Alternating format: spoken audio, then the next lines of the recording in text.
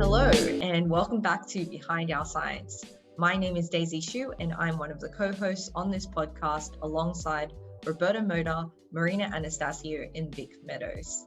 Today's episode is a celebration of women in pathology for the month of May. And because of this, you'll notice that we only feature women in this particular episode. Our giveaway for this episode is a chance to win one of 2 Starbucks gift cards. All you have to do is tag 5 amazing women in pathology in the comment section on our Twitter post announcing the release of this episode. Today's episode features interviews with Dr. Adita Bachchi, who is a pediatric neuro-oncologist at St. Jude Children's Research Hospital, and Emily Essex, who is the managing editor for 2 journals from the American Society for Investigative Pathology, including the American Journal of Pathology, AJP, and the Journal of Molecular Diagnostics, JMD.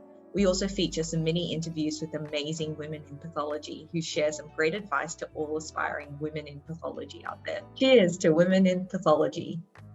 In today's episode, we have Dr. Bagchi.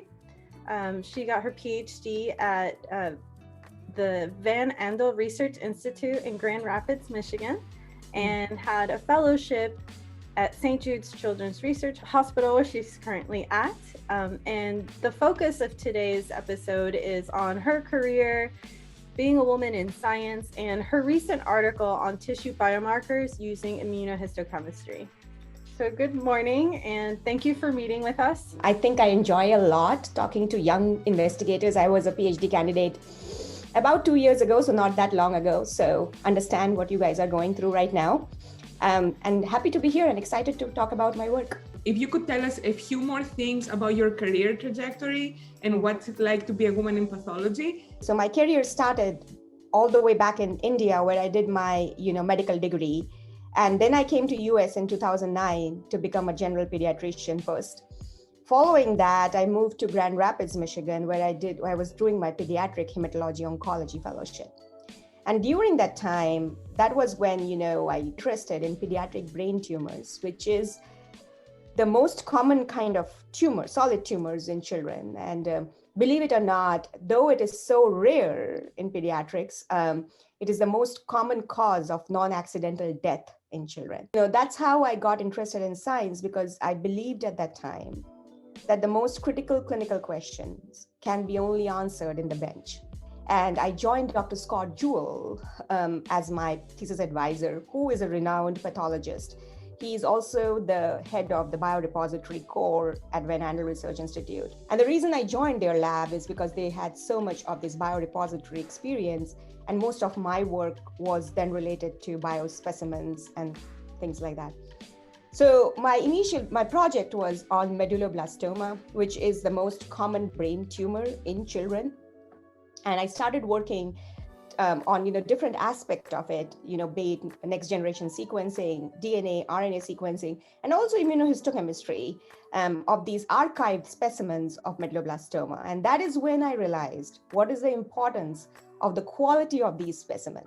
If the quality is bad, no matter how good your experiment or experimental design is, you will not get the result you're looking for, or you will probably get an erroneous result, a wrong result, and which is, in my field, life-threatening to the children, right? We make critical decisions on that. I went into the paper, which looks at pre-analytical variables in different kind of solid tumor tissue that can affect the back-end experiments. And in case of the paper, it was the immunohistochemistry.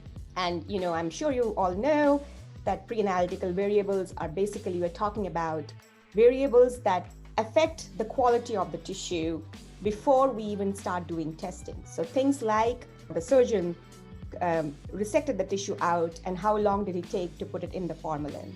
Or how long was it lying in the formalin, very little bit of formalin in the OR before anybody even took it to the pathology lab? And then when it reached finally the pathology lab, how much formalin and how long did we use it to fix it?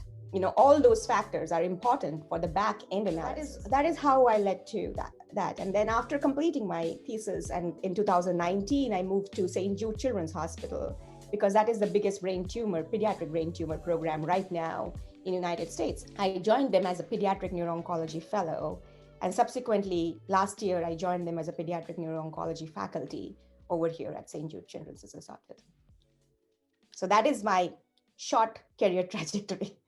Dr. Bagchi, that was such an interesting story. Thank you for sharing that. Since it's Women in Pathology Month, I'm wondering how being a woman in pathology has influenced that career trajectory. I'm not really a pathologist, but I have some extensive experience in pathology. So I'll answer that question in context of women in science. What I have felt is that it is the people you choose to work with. There are all kinds of people. There are people who would feel that a woman cannot do this properly, would not get as many opportunities. But there are also people who would encourage you. At this time, I'm in a division where, most of my colleagues are males, but they are extremely supportive and they really see me as one of their colleagues and not a female. As a woman in science, I think the first thing to build your career is the first thing you to look at is the people you are working with. And to remember that you should not have your own bias. A lot of time, women have this bias that women are the only people who are understanding women. That's not really true. I have had excellent and exceptional male colleagues, and they have supported me through my career. Now, the important part of becoming a woman in science is to make the choices that is important to you. Oftentimes, what affects a woman's career is they get bogged down by what is expected of them in profession and in life. Somebody is giving more importance to a professional career. People will make you believe that that is not the right thing to do. If somebody is focusing on personal life, people will make you believe that is not the right thing to do. And the truth is, there is no right answer. You have to make your own choice. What is the most important thing to you? And for most part, you can balance it. So that is my take on my career. I have had a very intense 15, 16 hours a day working career. I still work about 15 to 16 hours a day, but I'm satisfied and I'm happy and I'm content. And I feel that I do the work that is impacting so many lives. And I think that is the most important thing in your life. As students and then women in science, it is hard to, when you do need a break, to take it without guilt. That illegitimate guilt is super heavy. I don't like it. But it is nice to know that, we're not alone in that. And you were successful with it. So that's good. I'm still a young investigator. I have a long way to go. The most important part is to find people who will support you in that, and you will always find them. More people would not support you, but you will find a few who would support you, and keeping them close is the most important thing that you can do for your careers. And this is my strongest advice to you. Find those people. When you're looking for your postdoc positions, looking for your faculty positions, look into those things. Who is the one who is going to support you through this? That is so hard to do though, because sometimes you don't recognize the support in the form that it comes. Get an advice. Think about it yourself. You don't have to listen to an advice and just follow it. That's what I do. You take an advice and think about it. What do you think? And it is not wrong to require a break. Oh boy, we are doing very intensive job. You do need a break in between. You're not computers or robots. You're human beings. And at some point it catches up on you. So you have to take a break. You have to go back to your home and meet your family and do all those things. I take break by traveling too. As a matter of fact, just before my defense, I went to Greece, Athens, and then I went to Santorini, and then I went to a small island called Polgandros, and spent a day in the sea and swam and did a scuba diving, and that was good, and that made me defend better, right? So a lot of our listeners are postdocs or students or maybe fellow scientists, and we all do IHCs or IFs. So seeing as you worked on analyzing these factors that could be affecting staining, what is your recommendation to reduce non-specific binding when we're doing something like IHC? What I believe is to have a lot of optimizer experiments before you actually do the experiment. Expect that there will be some non-specific, unexpected stuff that is happening. So always, always, always optimize it first. Use a couple of antibodies, or at least 3 or 4 of them, to figure out which one works. The second thing is that when you see a test result, you have to look at it and and if you're seeing something odd, kind of think through it. Is it something non-specific, or is it something to do with the biology itself? So sometimes it is not non-specific binding, it is just the biology, right? So you have to make that distinction, and that comes from optimizing the experiment, right? In my job, in clinical work, we have standard of operating procedures, right? We have very strict quality control processes. At this time, the surgery was done, and we documented the time of that surgery. We documented the time when the specimen was put into the formalin. We document the time when that specimen was brought to the pathology lab. We document the time when the tissue was taken out and sent for processing. Now, because we cannot control that time all the time, in clinical world, the focus is the patient, not the tissue. So a lot of times, the tissue is sitting around, the patient is not doing well.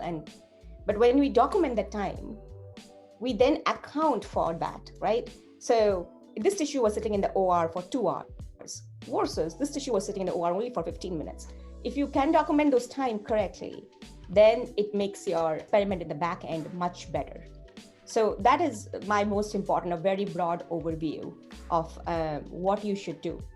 So when, as a PhD student or a postdoctoral student, if you are working on a biospecimen that you have obtained from the hospital, which we do all the time, as I got my things from pathological archives, but sometimes some of the projects are just, running clinical trial projects where you're getting the tissue. Ask for those information. Those informations are available. There is a whole log sheet where people are documenting those times. When was this tissue where? And when you see those, account for those. That is my important thing, because a lot of time in the back end, in the bench, PhD students or postdocs who are doing the experiments don't know these details. What do you like to do in your downtime? I like to travel a lot. Yeah. So I'm an avid traveler.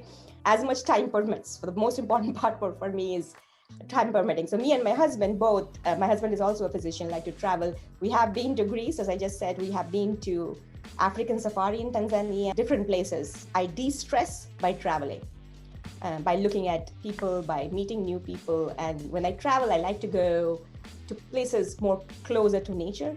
Like I would not go to a club or a bar, or those things are okay too, but I would go to the sea and sail in a boat, because the closer you get to the nature, the more relaxed you feel. That's how I feel about it. I also went to Tanzania safari. So wow. that was amazing. It was an amazing experience in the Serengeti National Park.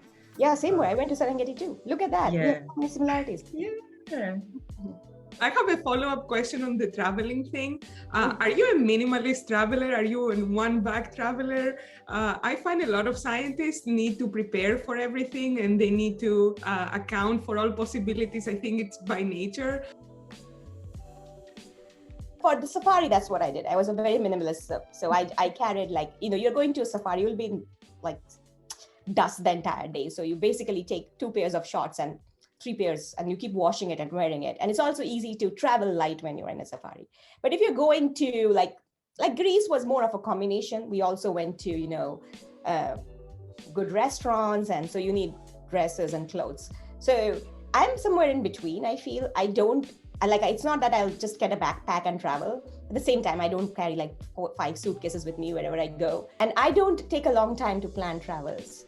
Like a lot of people, I agree with you, in professional world do. Like some of my friends takes weeks to prepare for it. I said, I probably need a day. I will just put things in and I'll go. Traveling is important, not the stuff you're taking with you. Next week, it's not a big travel, but we are going to Sedona. I want to hike the trails over there and take that. There is a steep hike of almost 800 feet. I want to do that. So we are going there over the Memorial Day weekend. I love hiking. What is your entrance theme song? Like when you're getting ready for the day or walking to the clinic, what song would be playing in the background? We Will Rock You. That's a good one. It's very hype. I love it. That's an awesome choice. Yeah, I love that song. I love the beat. I play that quite a bit. I play that quite a bit in my background. A lot of my song choices are also Hindi, so that you would not know those songs, but that is one of my favorite songs. And the other one is It's My Life from Michael Jackson. But that is not my entry song, that is more of my thinking song. So yeah, that makes sense. It's like, let me make my choices. Thank you. Wait in line.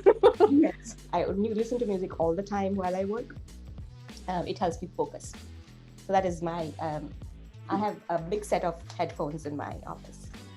So I work with medulloblastoma. That is one of the most common brain tumors in children. The medulloblastoma is classified into molecular groups driven by Wnt pathway, driven by sonic hedgehog pathway. And then there are group 3, group 4 medulloblastomas, which doesn't have unique pathway.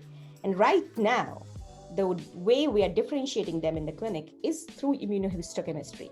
And that's how I got so interested in it, because it's so important. Remember, Wnt pathway medulloblastomas have a very different outcome from group 3, group 4 medulloblastomas with the same treatment.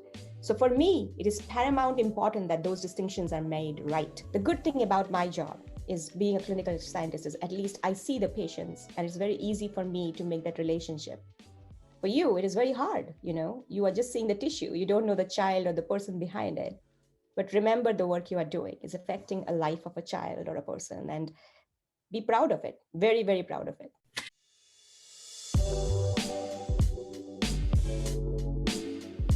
My name is Cecilia Yates. I am at the University of Pittsburgh. I'm a woman in pathology, and I study organ fibrosis. My group is interested in dissecting cellular molecular mechanisms that drive and trigger fibrosis. In particular, we want to use those discoveries to translate into precision-based therapeutics. But the important questions of the moment are, am I a tea or coffee person? Definitely tea. In fact, a bit of a tea snob. I like exotic teas, and I like them from all over the world. Western blot or PCR? Western blot, because I'm a protein person, but not because I can actually do a great Western blot. Don't tell anybody. Dog or cat? Neither. Not really a big animal person. And if I had any advice to give the rising stars, the women who are up and coming in pathology, I would say be dynamic. Forge your own path. Don't allow the past to dictate how you emerge into your future. You can reinvent yourself. You can do something new. You can be creative. I am Morgan Preziosi. I am a woman in pathology, and I am currently a life science consultant focused in oncology. So I have a few fun questions to answer. First one is coffee or tea? Definitely coffee. When I was in grad school, I started drinking black coffee after, those long days and nights in the lab. And eventually I started to really like the taste, and now I drink black coffee every morning. Western blot or PCR? Well, I'm not in the lab anymore, unfortunately, but I definitely was a Western blot kind of gal. Nothing better than a nice looking gap DH. Right, cake or pie? Well, I've got a huge sweet tooth, so whichever one you put in front of me will be gone. Cat or dog? Definitely dog. I'm obsessed with Pomeranian dogs. I grew up with 2 little Pomeranians, and now I've got a Pomeranian face mask, blanket, t-shirt, socks. I could keep going, but I'll stop there. And lastly, what piece of advice would I give to the next generation of women in pathology? So I think that the piece of advice I would give is to find something to do in the scientific community that's outside of the lab. So the most obvious example I can think of is becoming involved in ASIP, maybe joining an ASIP committee. But other examples include looking into certificate programs your university offers, trying to find an internship in a technology transfer office or a consultant firm, even taking, additional classes, anything to contribute to the scientific community, but also you never know when those experiences and that information that you learn will come in handy. And you never know when those things at the bottom of your CV will be moved to the top in terms of importance. So that would be my advice. All right, thanks. Hi, good morning from Indiana. My name is Heather Francis, and I'm a professor of medicine at Indiana University. I prefer coffee. This is the only way to start my day, absolutely. Sometimes I get fancy with maybe a lavender latte or a French vanilla cappuccino. When I was in the lab, I mainly performed Western blots. This was back in the old days when it would take 2 to 3 days to run one, so it sort of became my nemesis, so maybe I'll choose PCR. I'm absolutely in love with coconut cream pie. If you want to get on my good side, this is the way to do it. You have bad news to tell me? Start it with a piece of pie. Cats or dogs? definitely prefer dogs. I've only always had dogs, and right now I own a mini dachshund who's basically the boss of my house. And my piece of advice for the next generation is to remember to always celebrate your victories. Find those around you that will celebrate with you. And don't look at rejection as a failure, but the fact that you tried and you need to keep trying. Science can be very competitive. It's a difficult world to live in. But if you're strong and you believe in yourself, you will always do well. Keep your mind open and your collaborations fruitful, and you should always have success in your career, no matter what you're doing. Have a great day. We are super excited to have Emily Essex on today, who is the managing editor for the American Journal of Pathology. And we have a series of questions for you today that are about your life in publishing world, but also your role as a woman in pathology, since we're celebrating Women in Pathology Month of May. So I'll kick off with the first question. How did you end up becoming the managing editor for this journal? First of all, thank you for having me. I'm very excited to be here and represent AJP. I started at ASIP almost 13 years ago. I came in green. I didn't know anything about academic publishing. I graduated from college with a bachelor's degree in biology. But when I was done, I knew that I was done with school for a little while. I knew that I wasn't ready to keep going, partially from just sort of a mental side, and also from a very practical. I was fortunate to get out of college without loans, and I did not want to start then.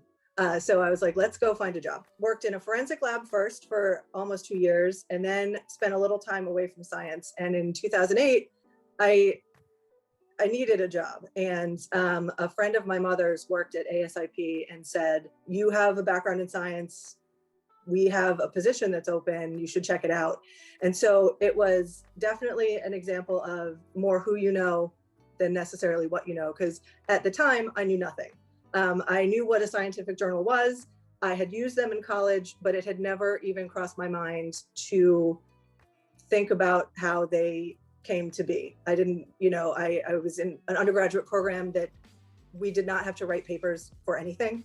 So I didn't have any experience with it. So I came in very green at the bottom of the totem pole, and the managing editor at the time, it was Audra Cox, who is now with the American Physiological Society, and she taught me everything I know. And over the years, AJP, and we manage another journal in our office, the Journal of Molecular Diagnostics.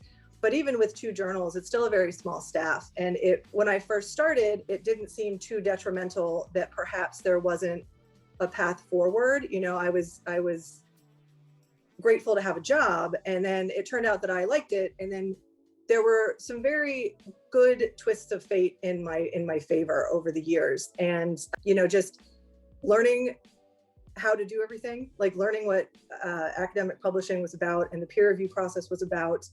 And then, having the opportunity, when I first started, AJP and JMD were self-published. It was independently run. So our publications committee was very active, and we had to maintain contracts with a lot of vendors for all the sort of creation and dispersal of the actual journals. And after a few years, we investigated making the switch to being a managed publication and went into a publishing contract with Elsevier. And that was certainly a learning experience. Almost 5 years ago now, Audra decided to take a different step in her career and vacated our position. And I was encouraged by the executive officer at the time, Mark Sobel, to apply. I didn't think that I would be qualified for it because I continued to not go back to school. I don't have an advanced degree. He came to me and was like, I think that won't be necessary. You have the years of experience. You should apply for this, and we'll see what happens, with the rest of the search committee. And in 2016, the fall of 2016, they came back and said, congratulations. And so I've been in the position for the last almost 5 years now. That is very common for a lot of jobs. Like, you can get a lot of training in your studies, but at the end, it's experience that matters, and getting your feet wet in the profession and learning the day-to-day that makes all the difference. And you can see if the job suits you or not and how to proceed from there. And speaking of that, I actually wanted to ask you, what is the most enjoyable thing you like about your job? And I'm personally interested because I would love to have a job like yours. I like a lot of parts, from, albeit a little bit of a selfish sort of perspective. The fact our job has been web-based for the entire time I've worked there. And so in the last 15 months, our operations were not impacted, so we can just work from any computer anywhere as long as the internet works. So that's very convenient. If you are, overly type A and worried about your work, even if you go on vacation, you still can make sure that nothing's on fire, while you're gone. But to be honest, my very favorite part, and a thing that Audrey used to get to do, and every year we'd have, performance reviews, and I would always say, if you need help with this bit, let me know. And she would always say, that's my favorite bit too. And that is, I like to pick the cover. I like picking the cover image every month, and I like seeing it in print or online.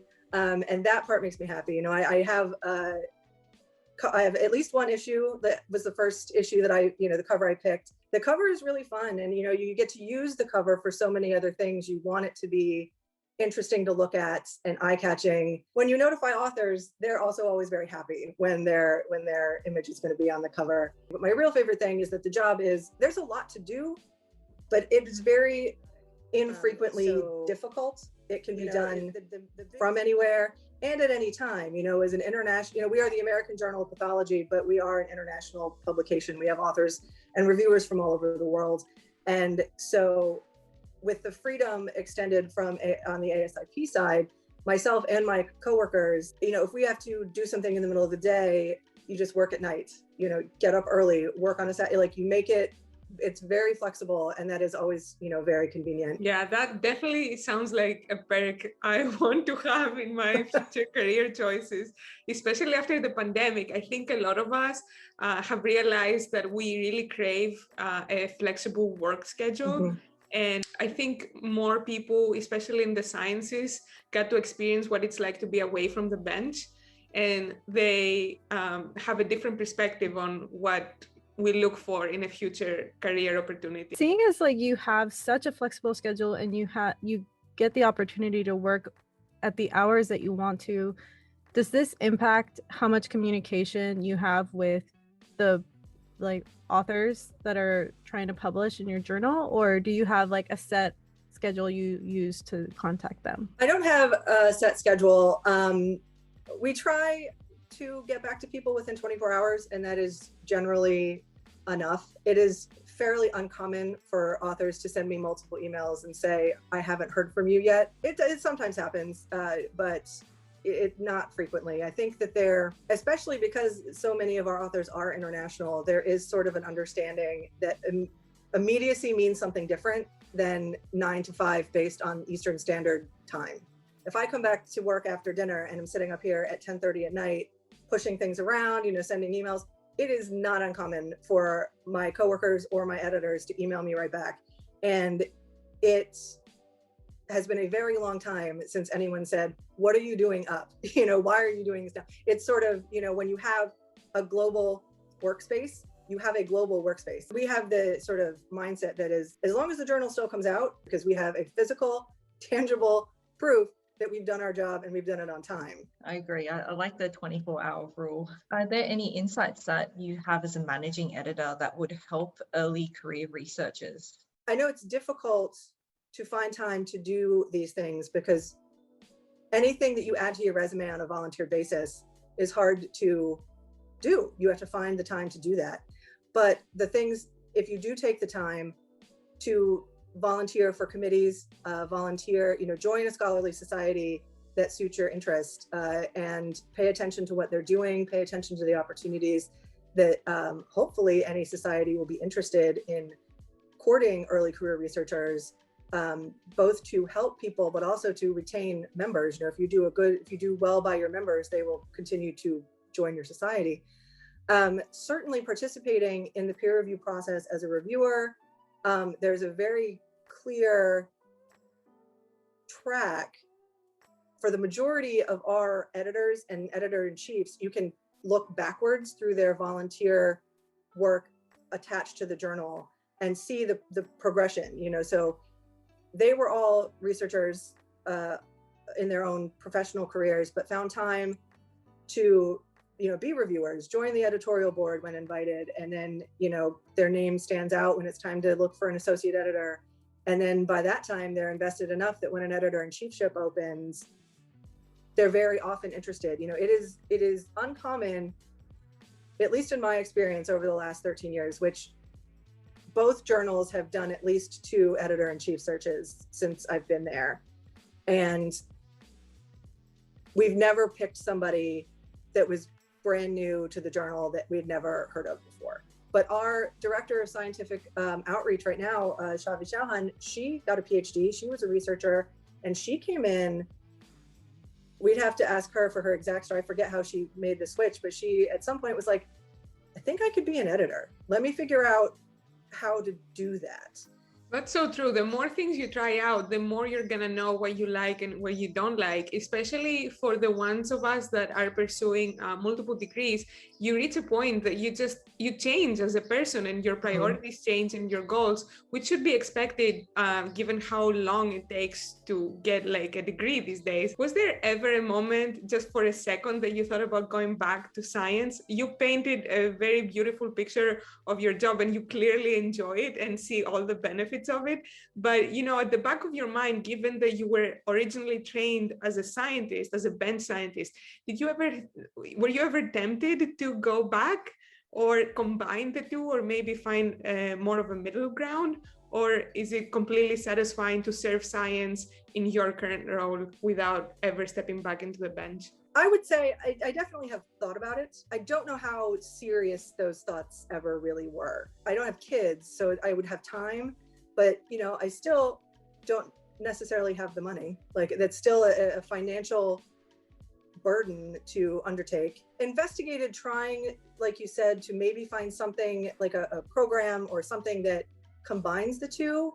Because, you know, I have had the conversation with my husband or with friends and been like, I don't know what I would go back for. Don't feel like going back at my age now to pursue a master's degree or a PhD. I'm fairly certain that that's not for me. There are some other options that I keep looking into, like certificate programs that you can get. And one of them is very keen, but every time I start to look at it, I just have other things to do, you know, because the journal has to come out. Thank you so much for that thorough answer. I think that, yeah, I agree that like professional development is so broad, and like you can develop your career in many ways, like certificates or degrees. Like it's, I don't know. I think that's very true. So what was the most exciting like article that you've published so far this year, since we're almost at the halfway point, you know? So far this year, that is actually a really hard question to answer. My excitement for papers comes afterwards, to see which ones sort of catch and which ones grab people's attention and which ones we think are going to be highly cited and highly downloaded and talked about online. And I don't know if I have one in the last 6 months that immediately jumps to my mind, but certainly this time last year when we published our first convalescent plasma in COVID-19 therapy paper. It came from an ASIP member. We were very excited about it. It was very well received. And as soon as it went online, it hit big. I mean, we keep track on sort of a yearly basis we get a list at our annual, you know, editorial board meeting of the most downloaded papers, the most cited papers. And generally our most downloaded paper in a calendar year gets around like 9,500 to 10,000 downloads. This paper on convalescent plasma in 5 months had 15,000 downloads. And it was blasted on Twitter, like people were talking about it. And then it was our first actually foray into our work getting sort of caught in arguments from people that don't necessarily understand. And I clicked, and so, you know, on the Twitter results for this article, and there were just thousands, hundreds of them, maybe not thousands. And I got stuck down these rabbit holes trying to figure out, are these people happy about this paper? Are they angry about this paper? Someone's calling someone stupid, and I don't know who, but that was the first paper that we've ever had that happen to. You know, if we get 20 interactions on a tweet, like that's amazing. And people were finding this on their own. We did do a press release, and Elsevier distributed it to their, press pool. But people were finding it all over the place because convalescent plasma hit fast for, a couple months last spring and summer. And we were lucky enough to be there at the beginning, and that was a fun one to watch. And then Dr. Musser and his team have submitted a couple more papers, and we watched them with, equal excitement. But that first one hit big, and that was exciting to sort of, maybe we knew beforehand, but once you see the proof, you're like, this is an exciting thing to say and to have happen. Yeah, that's really cool. I bet it's exciting to be publishing in what's hot right now. And I understand like the pandemic is not hot, but like that is what's happening in the news right now. It's an interesting thing to balance because, when it started and we sort of figured out, our operations, like your actual, like, what are we going to do? When you started to look at where the paper, like clearly people that were still allowed to be in labs, they were research, figuring out what to do about COVID. And I had a conversation with the AJP editor-in-chief, Dr. Martha Fury, and I said, we're a pathogenesis journal. I don't think we're going to get COVID papers until it's over. Like, this is not going to be something that we didn't expect to be on the, hot button of anything COVID. The other journal that I work on, the Journal of Molecular Diagnostics, on the other hand, it was good to be a diagnostic journal with an infectious disease section during a global pandemic. Because, and I don't mean to minimize any, like, this is serious and terrible, but a silver lining on this was, JMD, our submissions increased by like 25%. And it also helped that the impact factor went up and, so we were doing real good. But, we had so many COVID, we still are getting so many COVID papers over there. So, it's all about what the scope of your journal is, how you can navigate the good and the bad of what's happening, sort of external to all of us. I do still think like AJP is starting to get some COVID papers. I think that they're probably going to be coming to us for years, once we have this figure, when you have time outside of the urgency of just the catastrophe of how, virulent this is, how many people are getting sick, you have much more, all the urgency has been sort of contained. What do you think of preprints? Is that something that you're in favor of? Do you think it matters these days? And what is your opinion on them? Are you asking me as an individual or as a spokesperson for the American Journal of Pathology? So preprints were something that started coming up, I don't know how many years ago, but we talk about them at the editors' conferences, that we go to, the scholarly publishing conferences. And certainly people that work at bioRxiv and, medRxiv and some of the other ones come to these meetings to promote their product and try and, because people on the publishing side are there's still a sense of ownership that happens with manuscripts, and the emergence of preprint sites put a strain on what that means. And my personal experience listening to some of the people from bioRxiv talk, now it's been a couple years since I've been to one of these talks, but they said a lot of nice things, but they didn't really alleviate any of my questions. So we had to have talks on our side to be like, do we want to accept papers for consideration that have been, do we think preprints mean previously published? Because if this is something that's out and we have rules against duplicative publication in both of our journals, most journals do, we need to have an opinion on this. But it was very quickly apparent to me that just because I thought that this is duplicative publication, if we took that stand as the journal, all it would result in is us losing submissions, because this was the way of the future.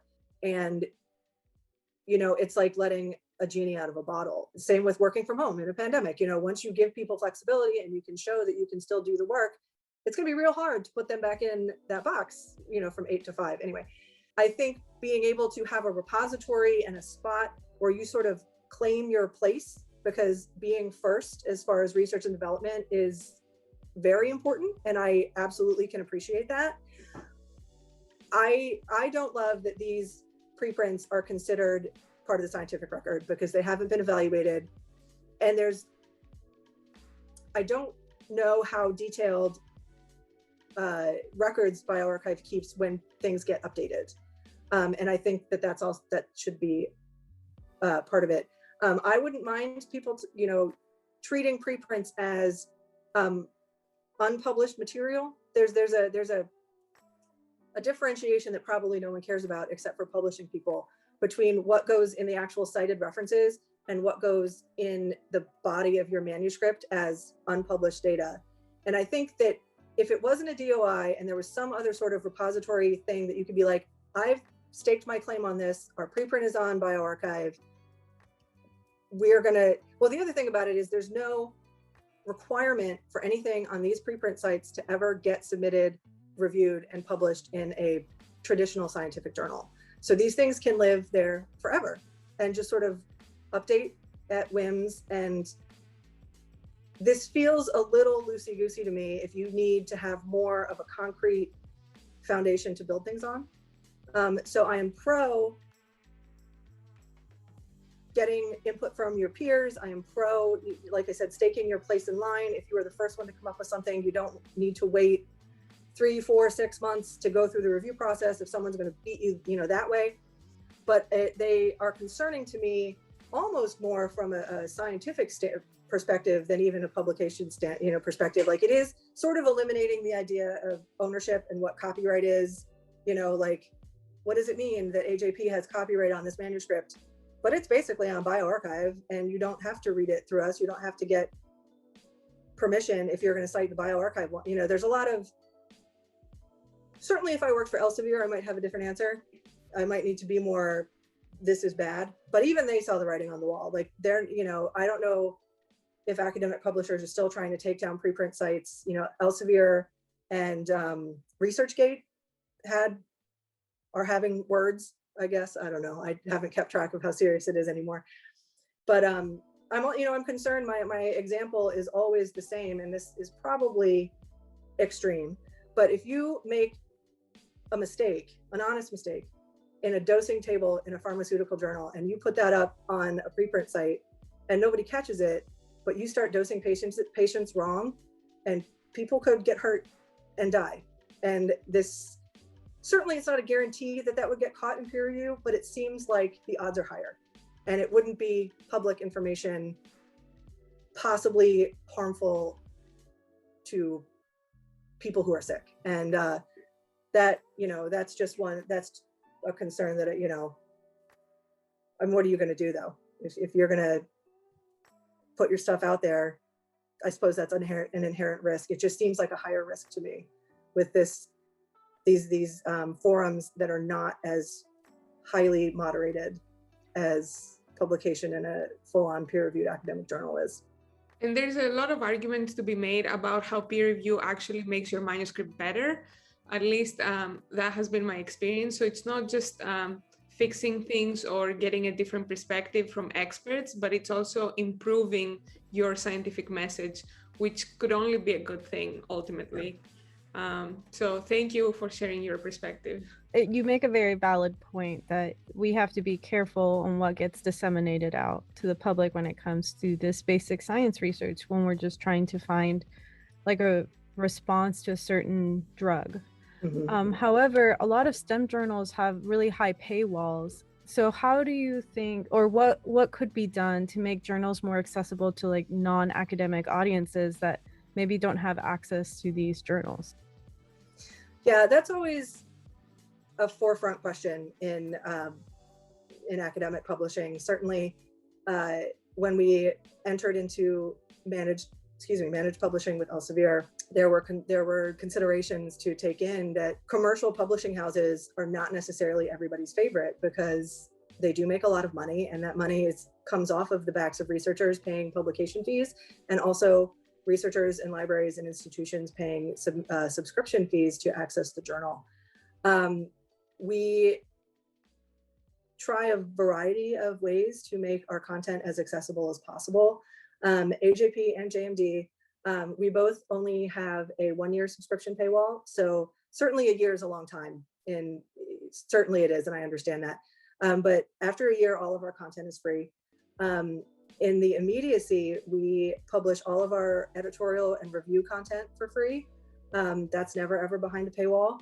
Elsevier also allows us 2 articles every issue that we can set as what's called the Editor's Choice Program. So we can pluck 2 more articles that are going to be free access out of every issue. And then AJP and JMD both have hybrid open access options for authors, which also is a fee, which has gone down. Both journals, our open access charges have dropped in the last 2 years. But that is something that authors have the option to opt into at the additional cost to make their manuscript readily accessible. And also in some cases, basically, this is a very rudimentary way to explain it, but you buy out of subscription and copyright. So, you know, these articles become free to use, free to disseminate. Other people can take images, can do whatever you want with it. And so those are options that we have to the authors.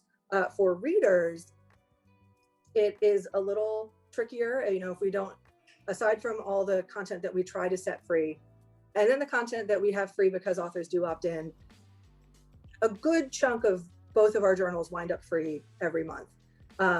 Especially JMD, we have a lot of author groups from commercial entities, and it's an almost guarantee that a commercial entity is going to pay the open access fee to have their article available.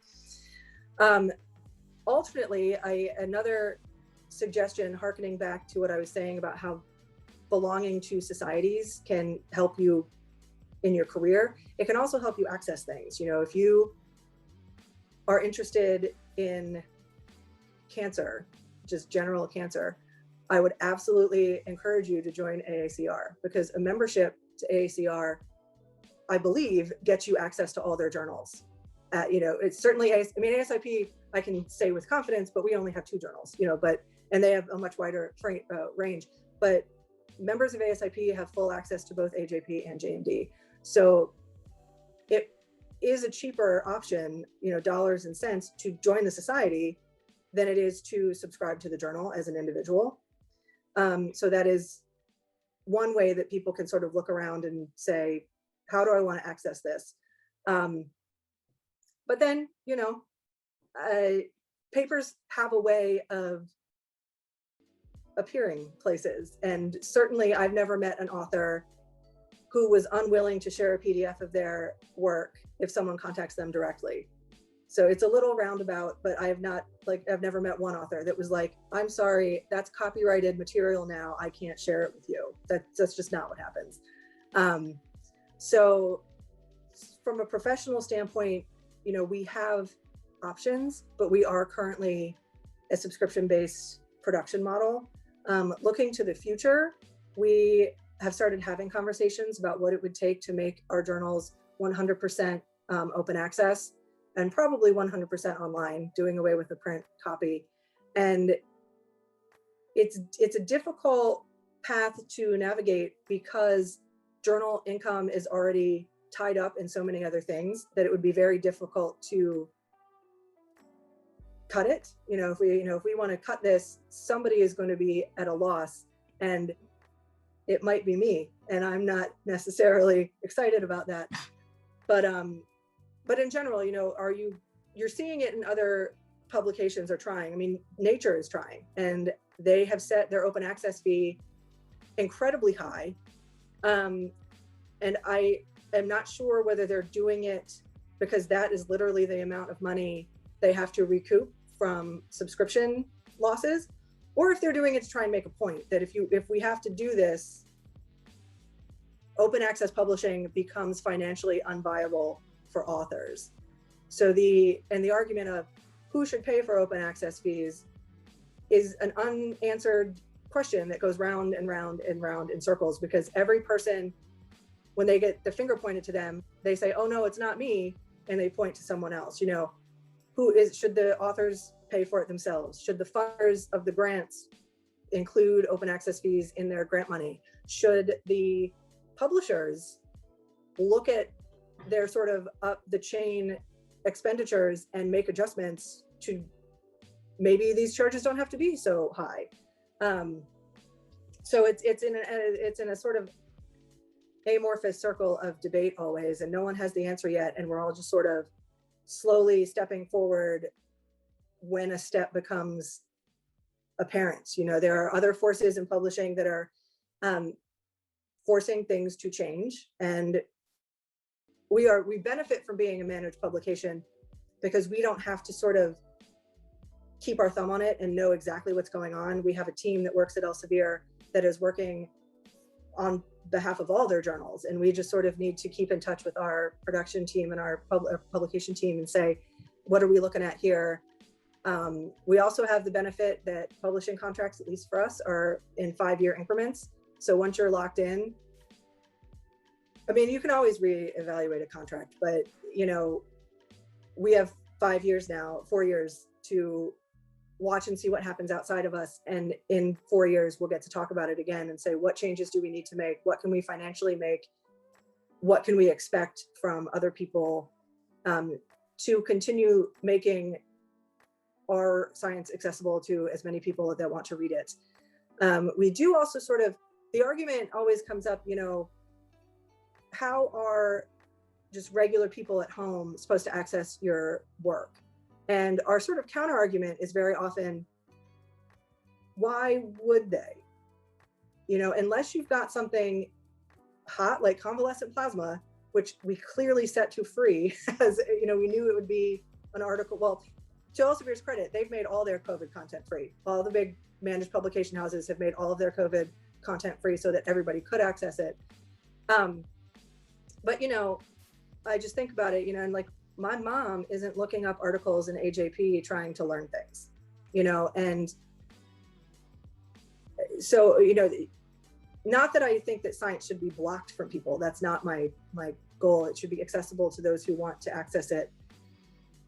But when you're looking at the difference between sort of want for sort of edification of personal, like, I'm curious, versus need, which is, you know, researchers and physicians and pharmaceutical development, you know, there are ways for professionals to access content that they need to have. And the discussion of whether the everyman needs to have the same access is sort of separate. Thanks very much. And I look forward to seeing this whenever. Hi, I am Christy Kolarsik. I am a woman in pathology, and I study vulnerability in the context of the motor neuron and motor system degeneration that occurs in amyotrophic lateral sclerosis, or ALS. So some questions.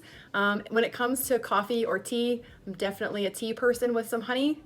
Western blot or PCR, that's kind of a tough one, but I'm gonna give the slight edge to Western blot. Cake or pie? Really, I love desserts, so this would probably be either. It might be cheesecake, so I guess cake takes it there.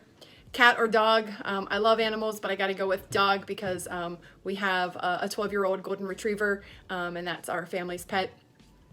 As far as some advice to give the next generation of women in pathology, it would be to not be afraid to be vulnerable when you're networking and asking for help, to be creative about your career trajectory. So when we're training, we're always taught to think outside the box for everything. Don't be afraid to do that with your career too.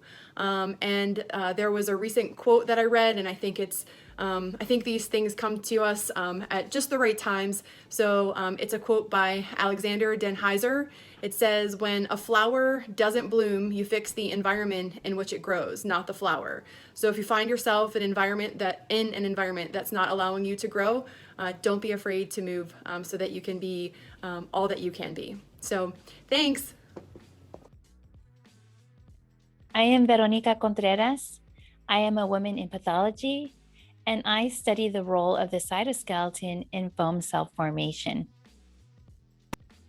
Coffee or tea? Coffee before 10 and tea after. Although I love qPCR because you get lots of data really fast, I love the challenge of getting a good Western blot. Cake or pie? Pie all the way because you can add ice cream or whipped cream. Makes it better. Dogs.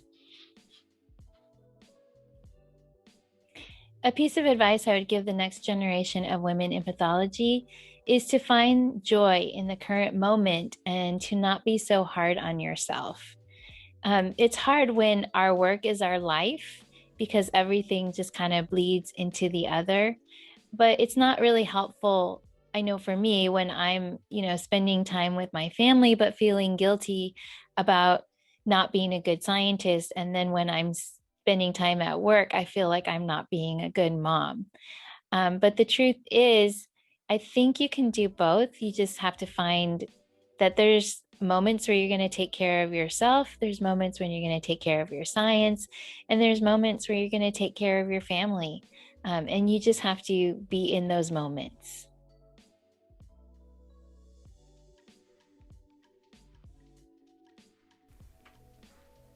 Our first highlight from the American Journal of Pathology is titled Gut-Lung Dysbiosis accompanied by diabetes mellitus leads to pulmonary fibrotic change through the NF-kappa B signaling pathway, written by Dr. Guang Wang.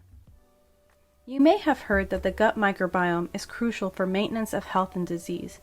But did you know that your lungs have a microbiome that's important for pulmonary health as well? In this article, the authors found that in an induced diabetes mouse model and an antibiotic-induced microbial dysbiosis model, there was increased lung scar tissue buildup, inflammation, and lung microbiome dysbiosis.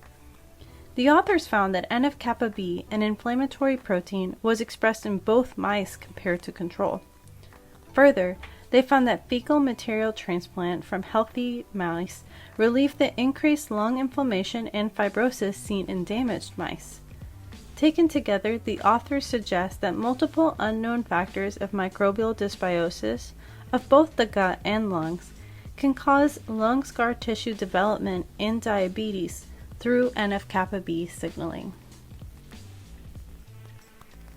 Our next highlight from the American Journal of Pathology is an editor's choice manuscript titled Jun amino terminal kinase 1 signaling in the proximal tubule causes cell death and acute renal failure in rat and mouse models of renal ischemia reperfusion injury, written by Dr. Karen Greenberg.